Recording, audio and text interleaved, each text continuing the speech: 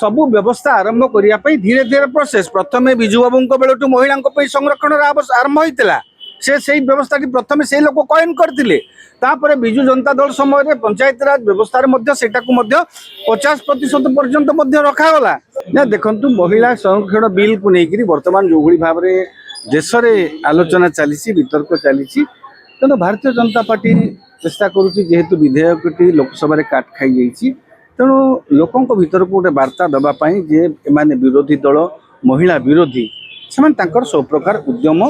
जारी रखिंट तेणु ये उद्यम अंतर्गत आज गोटे दिन आप देखिए मशाल रैली कले से आक्रोश समावेश कले एवं आज दिनिकिया अधिवेशन डकाई अधिवेशन कौन हम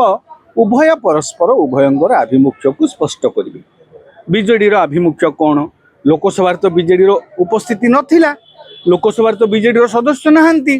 तेणु लोकसभा बीजेडी जेहेतु कहबार सुजोग पाई नथिला एबे एठी बीजेडी तार आभिमुख्य रखिबो महिला प्रति तार आभिमुख्य कौन अतीत बीजेडी महिला कौन करिछि से तार पक्ष रखिबो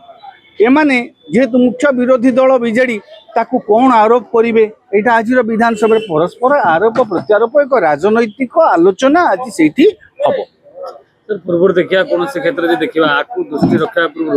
पूर्व सरकार कथा कहतु कांग्रेस समय कथा कहतु महिला मान को किए गुरुत्व देता पंचायत स्तर देखिए यार यथार्थ कौन बाहरी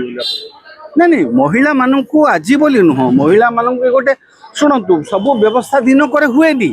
सबू व्यवस्था आरंभ करने धीरे धीरे प्रोसेस प्रथम विजु बाबू बेलू महिला संरक्षण आरंभ होता से सही व्यवस्था प्रथम से लोक कॉइन करते विजु जनता दल समय पंचायत राज व्यवस्था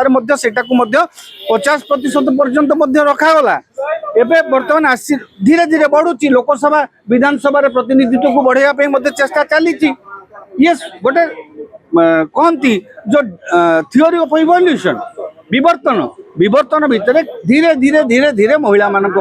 विभिन्न जो प्रतिनिधित्व वृद्धि चलती से उच्च जगह को प्रतिनिधित्व करने पदक्षेप निया होची तो यहाँ गोटे बिल आसी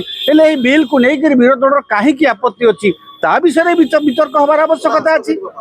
आज से वितर्क हम आज से विषय आलोचना हो एमाने पक्ष रखिए कहीं बिल महिला विरोधी बिल को 2023 तो समस्ते महिला बिल को समर्थन करते